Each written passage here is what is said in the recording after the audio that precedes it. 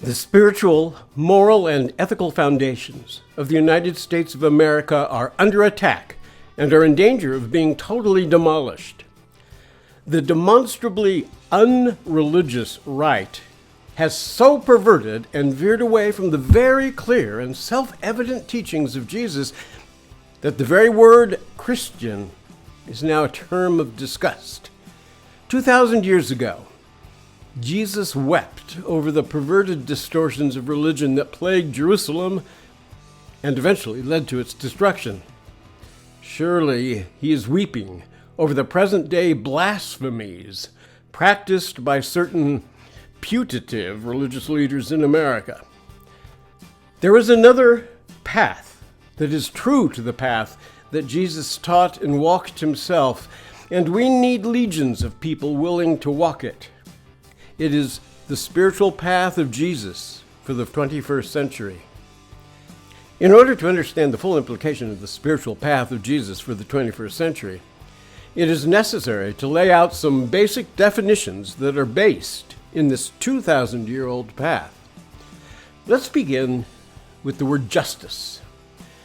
A minimum definition of justice is that all persons have the potential and opportunity to live lives of meaning and purpose, to have unfettered access to the basic necessities of life, are free to choose the material and social conditions of their lives, and have equal power to influence political and social decision-making processes. Now, please note that the operative word in this definition is all. Not just the rich and powerful, not an elite class, but every single person in a society, a community, a nation, the world. The work of doing justice is to correct imbalances, hindrances, denials, or deprivations that prevent the achievement of those conditions.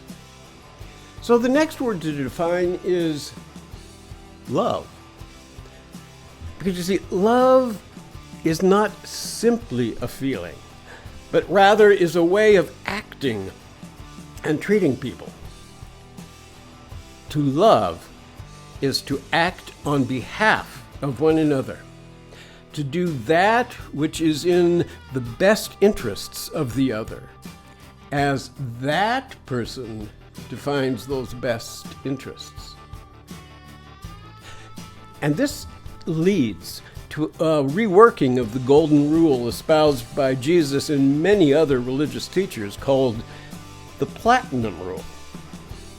And the platinum rule goes like this: do unto others as they would have you do unto them. Think about that.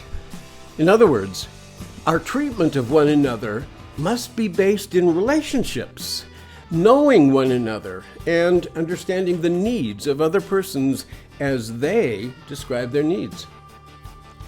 So these definitions of justice, love, and the platinum rule provide a template for human interactions, but they also provide a blueprint for social action and governance.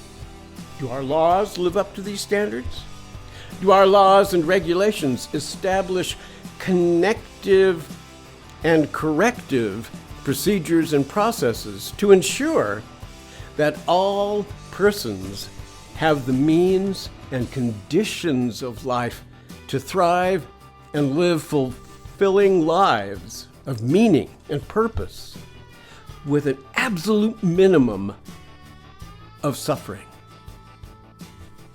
I invite you to read about this more in the book that I've written entitled Detox,